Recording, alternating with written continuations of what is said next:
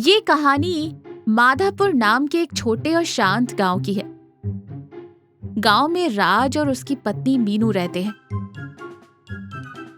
राज बहुत ही सीधा साधा और मेहनती इंसान है। कुछ महीनों पहले राज के पिता की बीमारी के इलाज में उसने गांव के एक साहूकार से 50,000 रुपए का कर्जा लिया था।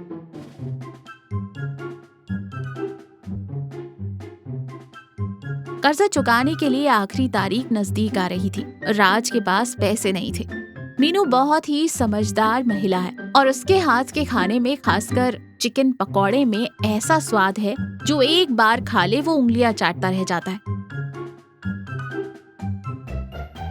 ये कहानी कोई जादुई चमत्कार की नहीं, बल्कि आम जिंदगी की मेहनत, ईमानदारी और इंसानी भावनाओं की है, जिसमें हंसी मजाक भी है और जिंदगी की एक बहुत बड़ी सीख भी।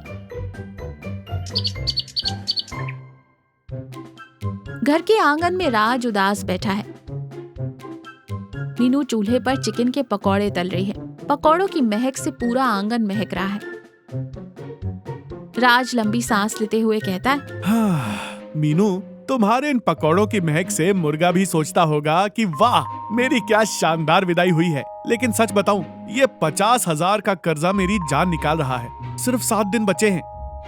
मीनू हल्की मुस्कान के साथ पकौड़े प्लेट में निकालते हुए कहती है, आप चिंता मत कीजिए। चिंता से कर्जा नहीं घटता, शरीर घटता है। मैंने एक उपाय सोचा है। आप कल से ये चिकन पकौड़े बनाकर पास वाले रेलवे स्टेशन में बेचना शुरू कीजिए।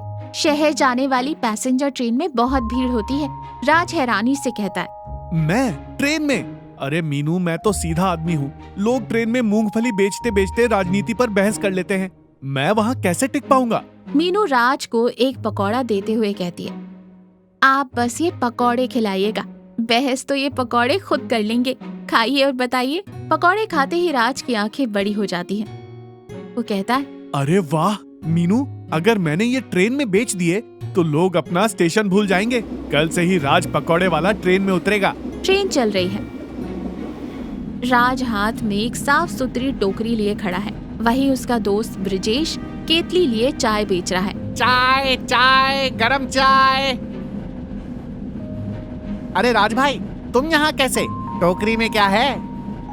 भाई ब्रिजेश, मैं चिकन पकौड़े लाया हूँ बेचने, पर समझ नहीं आ रहा कि आवाज कैसे लगाऊं। मेरी तो गले से आवाज ही नहीं निकल रही। अरे राज, ट्रेन में आवाज में दम और सामान में नमक दोनों तेज होने चाहिए। मेरी तरह चिल्ला, चाय चाय चाय। तू भी चिल्ला। राज हिम्मत करके धीमी आवाज में कहता है, पकौड़े, चिकन पकौड़े ले लो। अरे ऐसे बोलेगा तो मुर्गा खुद आकर अपने पकौड़े वापस ले जाएगा। जोर से बोल। राज गहरी सांस लेकर कहता है, गर्मा गर्म चिकन पकौड़े, घर के मसालों वाले, खाइए और सफर का मजा लीजिए। तभी पास की सीट पर बैठे सेठ रामफल अपनी नाक सिकोड़ते हुए कहते हैं, अरे ओ पकौड़े वाले, ये क्या तेल और मसालों की बदबू फैला रखी है डिब्बे में। मेरा पेट वैसे ही खराब रहता है। बाहर का सड़ा हुआ खाना बेचकर लोगों को बीमार करोगे क्या? हटो यहाँ से। सेठ जी, गुस्सा थूक दीजिए। ये बाहर का सड़ा हुआ नहीं, मेरी पत्नी मीनू के हाथों का जादू है। एक बार खाएंगे तो पेट भी खुश रहेगा और मन भी। रामफल मुंह बनाते हुए कहते हैं, चुप कर, मुझे नहीं खाना, आगे बढ़। राज चुपचाप आगे बढ़ जाता है। पहले दिन राज के सिर्फ आधे पकौड़े बिकते हैं, लेकिन जो खाता है सिर्फ तारीफ करता है। ट्रेन में राज के पकौड़ों की पहचान बनने लगी है।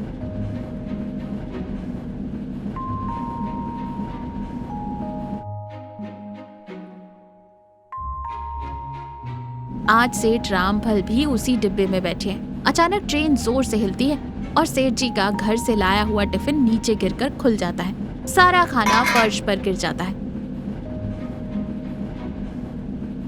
रामफल माथा पकड़ते हुए कहता है, हे भगवान, ये क्या हो गया?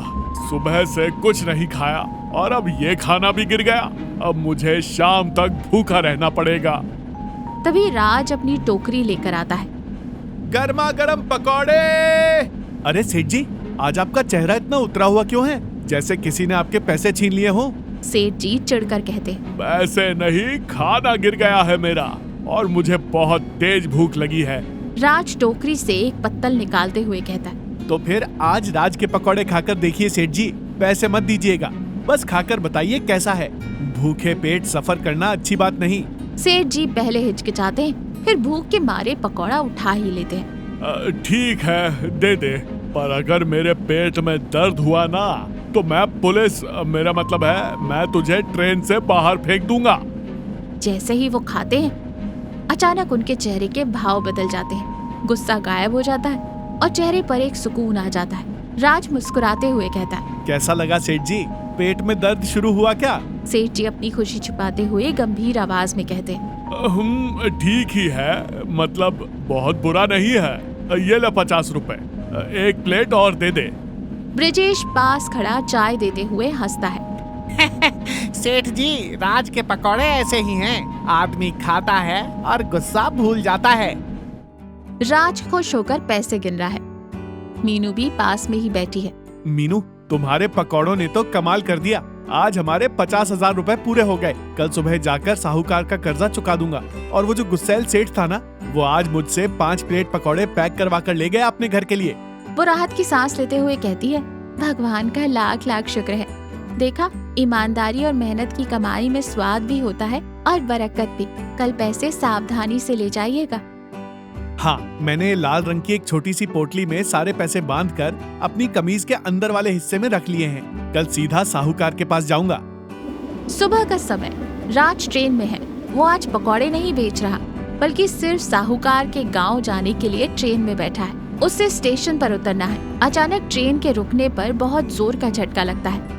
डिब्बे में चढ़ने और उतरने वाली मामूली धक्का मुक्की होती है। राज हड़बड़ी में प्लेटफॉर्म पर उतरता है। स्टेशन पर उतरकर राज अपनी कमीज टटोलता है। उसका चेहरा पीला पड़ जाता है। वो घबराहट में खुद से कहता है, पोटली, मेरी लाल पोटली कहाँ गई? हे भगवान, मेरे 50,000 रुपए। राज पागलों की तरह प्लेटफॉर्म पर इधर उधर देखता है। ट्रेन जा चुकी है। वो जमीन पर सिर पकड़कर बैठ जाता है और उसकी आंखों से आंसू बहने लगते हैं। सब खत्म हो गया। मीनू को क्या मुंह दिखाऊंगा? साहूकार मेरा घर नीलाम कर देगा। मेरी सारी मेहनत बेकार हो गई। राज उसी स्टेशन की बेंच पर उदास और सुन्न बैठा है। उसकी आंखें सूजी हुई हैं। उसके पास उसकी खाली टोकरी रखी है। तभी दूसरी ओर से ट्रेन आती है और रुक जाती है। सेठ रामफल ट्रेन से उतरते हैं और सीधा राज के पास आते हैं। अरे राज, आज पकौड़े नहीं लाए? मैं ट्रेन में तुम्हें ही ढूंढ रहा था। राज रोते हुए हाथ जोड़कर कहता है, सेठ जी, अब मैं कभी पकौड़े नहीं बेचूंगा। मैं बर्बाद हो गया। कल मेरे 50,000 रुपए जो मैंने कर्जा चुकाने के लिए जोड़े थे, इसी ट्रेन में कहीं गिर गए। सेठ रामफल राज को चुपचाप देखते हैं। फिर वो अपने बैग में हाथ डालते हैं और एक लाल रंग की पोटली निकालते हैं। ये पोटली तुम्हारी है? राज अपनी पोटली देखकर चौंक जाता है। उसकी आंखों में चमक आ जाती है। हाँ हाँ सेठ जी, ये मेरी ही है। ये आपको कहाँ मिली? सेठ राज के पास बैठते हुए बहुत ही शांत और भावुक आवाज में कहते हैं, कल जब ट्रेन में धक्का लगा तो ये तुम्हारी कमीज से गिरकर मेरी सीट के नीचे आ गई थी। मैं एक व्यापारी हूँ राज। जब मैंने पोटली खोली और 50,000 रुपए देखे तो मेरे मन में एक बार लालच आया था। मैंने सोचा किसे पता चलेगा। राज हैरानी से सुन रहा है। फिर? सेठ जी मुस्कुरा कर कहते हैं, फिर मुझे तुम्हारे वो चिकन पकौड़े याद आ गए। मुझे वो दिन याद आ गया जब मेरा खाना गिर गया था और तुमने बिना पैसों की परवाह किए मुझे खाना खिलाया था। तुम्हारी पत्नी के मसालों में सिर्फ स्वाद नहीं है राज, उसमें तुम्हारी ईमानदारी और मेहनत की महक है। उस महक ने मेरे अंदर के लालची व्यापारी को हरा दिया। सेठ जी वो पोटली राज के हाथ में रख देते हैं। राज भावुक होकर सेठ के पैर छूने के लिए झुकता है। सेठ जी, आपने सिर्फ मेरे पैसे नहीं लौटाए, मेरी जिंदगी लौटा दी है। मैं जीवन भर आपका एहसान नहीं भूलूंगा। सेठ जी राज को रोकते हुए कहते हैं, अरे पैर मत छू मेरे। और हाँ, एहसान के बदले मुझे कुछ चाहिए। जी, क्या चाहिए सेठ जी? मेरे पास तो बस यही। सेठ जी हंसते हुए बीच में टोक कर कहते हैं, घबरा मत, मुझे तेरी पत्नी के हाथ के बने 50 प्लेट पकौड़े रोज चाहिए, मेरी फैक्ट्री के मजदूरों के लिए। कल से तेरी ये टोकरी मेरी फैक्ट्री में आनी चाहिए। कीमत जो तू बोलेगा वही मिलेगी। मंजूर है? राज खुशी के आंसू पोंछते हुए मुस्कुरा कर कहता है, मंजूर है सेठ जी, बिल्कुल मंजूर है। तभी पीछे से ब्रिजेश चाय की केतली लिए आता है। अरे वाह, राज बाबू का तो बड़ा टेंडर पास हो गया। इसी खुशी में सेठ जी मेरी तरफ से आपको एक कड़क चाय, लेकिन पैसे मैं पूरे 10 रुपए ही लूंगा। तीनों जोर से हंस पड़ते हैं। राज अपनी लाल पोटली को सीने से लगा लेता है। अब उसके चेहरे पर सुकून और खुशी है। तो देखा, ईमानदारी और इंसानियत से की गई मेहनत कभी व्यर्थ नहीं जाती। आपका अच्छा व्यवहार और नेक नियत एक दिन कठोर से कठोर व्यक्ति का दिल भी मोह लेती है। मुश्किल वक्त में भी अगर इंसान अपनी सच्चाई ना छोड़े तो उसका फल मीठा ही होता है।